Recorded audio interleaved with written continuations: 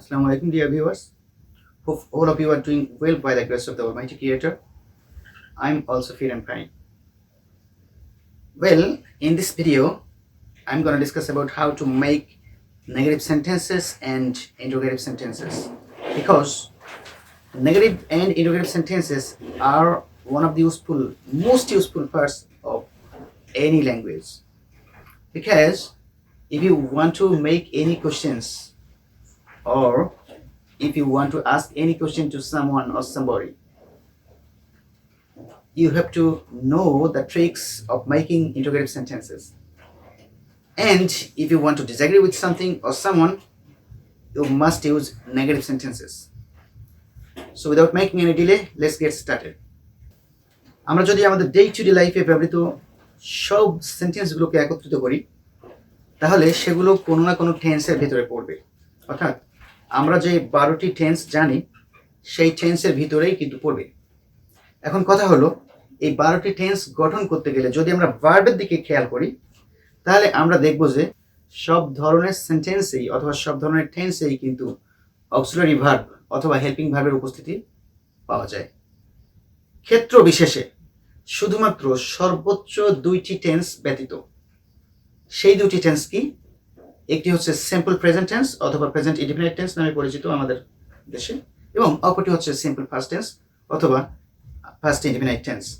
এই 2টি টেন্সের ক্ষেত্রে আমরা অক্সিলারি ভার্বের ব্যবহার নাও দেখতে পারি, তবে এই 2টি টেন্সও কিন্তু auxiliary verb like be verb, have verb অথবা মডাল অক্সিলারিজ বলতে যেগুলোকে আমরা বুঝি, এই ভার্বের উপস্থিতি থাকবেই থাকবে। সুতরাং আমাদের অবশ্যই অক্সিলারি ভার্ব সম্পর্কে একটা ক্লিয়ার আইডিয়া থাকা অত্যাবশ্যকীয়। সুতরাং আমরা শুরুতেই অক্সিলারি ভার্বের যে ফর্মগুলো আছে অথবা যে অক্সিলারি ভার্বগুলো সাধারণত আমরা ব্যবহার করি, সেই অক্সিলারি ভার্বগুলো নিয়ে একটু কথা বলি। লাইক অক্সিলারি ভার্বের ক্ষেত্রে আমাদের মাত্র 4টি বিষয় খেয়াল রাখতে হবে।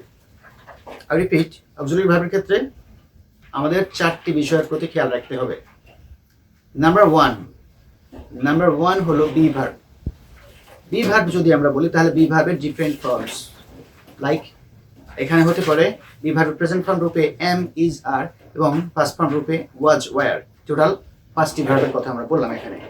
এরপরে আমাদের মাথায় রাখতে হবে হ্যাভ ভার্ব। অর্থাৎ হ্যাভ ভার্বের ক্ষেত্রে আমাদের মনে রাখতে হবে প্রেজেন্ট ফর্মের হ্যাভ, হ্যাজ এবং পাস্ট ফর্মের হ্যাজ। এরপরে আমাদের যেটি মাথায় রাখতে হবে সেটি হচ্ছে modals verb. Modal verb, core modal বলতে আমরা যা বুঝি, সেগুলো হচ্ছে মূলত 9টি। সেগুলো কি? Shall, should, will, would, may, might, can, could and must. I repeat, shall, should, will, would, may, might, can, could and must. এখন শ্যাল, শুড, উইল, উড এভাবে বললাম বলে এটা কিন্তু মনে করার কোনো কারণ নেই যে শ্যালের পাস্ট ফর্ম শুড, উইলের পাস্ট ফর্ম উড, মে এর ক্ষেত্রে মাইট, ক্যানের ক্ষেত্রে কুড, এটা মনে করার কোনো কারণ নেই। কারণ অন্য একটি ভিডিওতে আমি বিষয়গুলো স্পষ্ট করেছি, এই মোডাল ভার্বগুলোর পাস্ট ফর্ম হয় না। ওকে, দেখা গেল 9টি কোর মোডাল। এরপরে আমাদের 4টি সেমি মডাল আছে। 4টি সেমি মডাল কি কি? 4টি সেমি মডাল হচ্ছে used to, need to, dare to and ought two.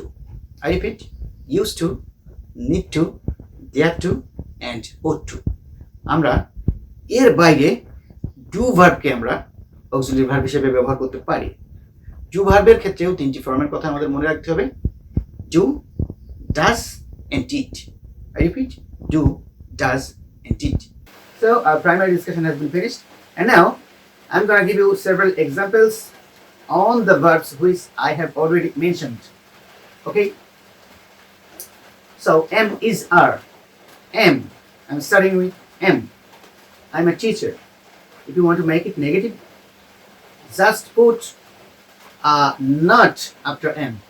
So what will be the negative form? I am not a teacher. I'm not a teacher.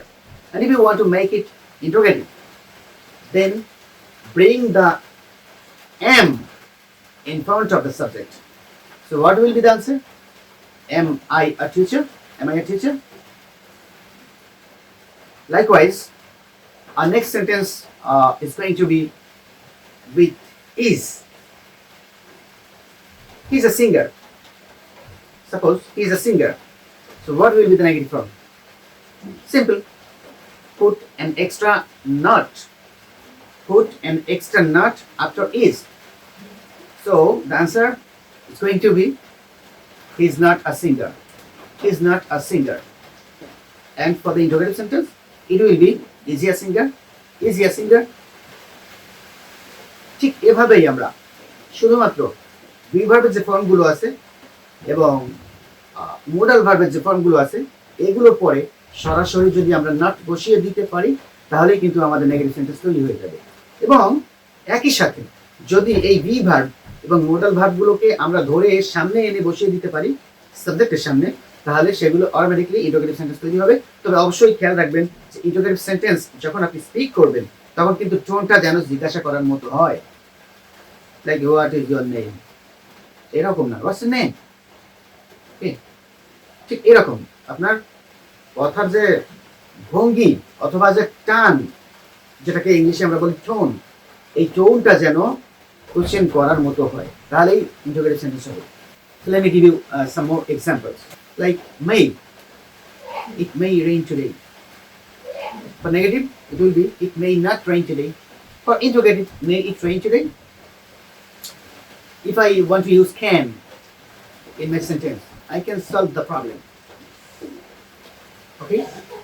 Then for negative sentence, it will be I cannot solve the problem. And for interrogative sentence, it will be can I solve the problem? Likewise, you must go there. তোমার অবশ্যই সেখানে, তুমি অবশ্যই সেখানে যাবে। You must go there. You mustn't go there. তুমি অবশ্যই সেখানে যাবে না। Must you go there? তুমি তো অবশ্যই সেখানে যাবে। ঠিক এভাবেই কিন্তু আমরা verb that means am is there was were এবং modal verbs 9টি কোর মডাল এবং 4টি সেমি মডাল, এই 13টি এবং ওই verb যে 5টি, এই 18টি ভার্ব কোন সেন্টেন্সের ভেতরে পেয়ে যাই, তাহলে সেগুলি অক্সিলারি ভার্ব হোক অথবা মেইন ভার্ব হোক, ইট ডাজন্ট ম্যাটার। আপনি জাস্ট সরাসরি এই ভার্বগুলোর পরে নট বসিয়ে দিয়ে নেগেটিভ সেন্টেন্স তৈরি করতে পারবেন। আবার এই ভার্বগুলোকে ধরে এনে সাবজেক্টের সামনে বসিয়ে দিলেই কিন্তু ইন্টারোগেটিভ সেন্টেন্স তৈরি হয়ে যাবে। এখন আমরা হ্যাভ ভার্ব এবং ডু ভার্ব নিয়ে কিছু কথা বলি। হ্যাভকেও কিন্তু ডু ভার্বের মতোই ট্রিট করা হচ্ছে। মডার্ন গ্রামার অনুযায়ী হ্যাভ ভার্বকেও ডু ভার্বের মতো ট্রিট করা হয়। দ্যাট মিন্স হ্যাভকে একটা অ্যাকশন ভার্বের মতো ট্রিট করা হয়। Let me give an example. Like, I have a bike. I have a bike. আমার একটি বাইক আছে। এটাকে নেগেটিভ করতে গেলে আমরা আগের সময়গুলোতে করতাম যে I haven't a bike. But এগুলো ওল্ড ফ্যাশন ইংলিশ। এখন আমাদের কি করতে হবে যে I don't have a bike. I don't have a bike. এবং ইনোভেট করার ক্ষেত্রে আমাদের করতে হবে যে do I have a bike? Do I have a bike?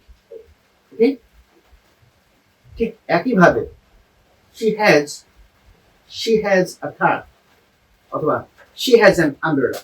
She has an umbrella. ওকে, তাহলে আমরা নেগেটিভ করার সময় কি করব? She doesn't have an umbrella. She doesn't have an umbrella. এবং ইন্টিগ্রেট করার ক্ষেত্রে কিন্তু আমরা করব does she have an umbrella? Does she have an umbrella? আমাদেরকে অবশ্যই খেয়াল রাখতে হবে যে যখন নেগেটিভ করব এবং ইন্টিগ্রেট করব এবং সেই সেন্টেন্সে যদি যদি আমাদেরকে অবশ্যই খেয়াল রাখতে হবে যে কোন সেন্টেন্সে যদি হ্যাভ ভার্ব অথবা অ্যাকশন ভার্ব থাকে তাহলে সেগুলো নেগেটিভ এবং ইন্টিগ্রেট করার ক্ষেত্রে আমাদেরকে অতিরিক্ত ডু ভার্ব ইম্পোর্ট করতে হয়, যেগুলো অক্সিলারি ভার্বের মতো আচরণ করে। অর্থাৎ you need an additional do verb as an auxiliary verb. It's clear. এই কারণেই আমরা কিন্তু do, does, did নেগেটিভ করার ক্ষেত্রে এবং ইন্টিগ্রেট করার ক্ষেত্রে ব্যবহার করব। সেগুলো হচ্ছে আমাদের ওই যে হ্যাভ ভার্ব এবং ডু ভার্ব অর্থাৎ অ্যাকশন ভার্ব, এইগুলো নেচারের উপরেই ডিপেন্ড করেই আমরা নির্ধারণ করব।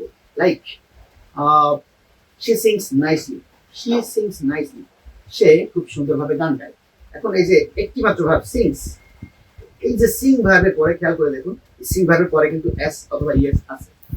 যখন এস বা ইএস থাকবে তখন আমরা নেগেটিভের ক্ষেত্রে ডাজন্ট এবং ইন্টিগ্রেটিভের ক্ষেত্রে শুরুতেই ডাজ কথাটি ইউজ করব। শি ডাজন্ট সিং, এখন কিন্তু সিংস না, কারণ নেগেটিভ এবং ইন্টিগ্রেট করার ক্ষেত্রে আমাদেরকে অবশ্যই আরো একটি বিষয় মাথায় রাখতে হবে, সেটি হচ্ছে যখনই আমি ইম্পোর্টেড ডু, ডাজ, ডিড ব্যবহার করব তখন কিন্তু মেইন ভার্ব যেটা ছিল সেটির বেসিক ফর্ম অথবা বেস ফর্ম অথবা রুট ফর্ম যে নামেই ডাকেন না কেন সেই ফর্মটি বসবে। এজন্যই সিংস কিন্তু এক্ষেত্রে সিং হয়ে গেল। এনাদের এক্সাম্পল, দে ওয়েন্ট দেয়ার, তারা সেখানে গিয়েছিল। They went there first form, I have use here first form, went means গিয়েছিল, এটা হচ্ছে গো ভার্বের ফার্স্ট ফর্ম। তাহলে নেগেটিভ করার ক্ষেত্রে কি করতে হবে, আমার extra do does did import করতে হবে। যেহেতু ওয়েন্ট সেহেতু আমার ওই ডু ভার্বের ফার্স্ট ফর্ম ইম্পোর্ট করতে হবে, ডিড।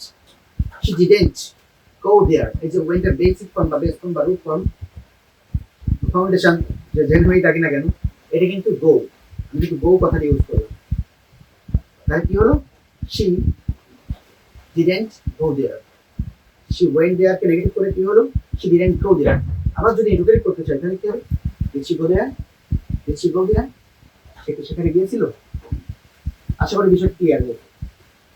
এরপরে যদি কারো কোনো কনফিউশন থাকে কমেন্ট বক্স তো অবশ্যই খোলা আছে, কমেন্ট বক্সে আপনারা কোশ্চেন করবেন অথবা ভিডিওটি কেমন লাগলো জানাবেন, আমি অবশ্যই আনসার করার চেষ্টা করব।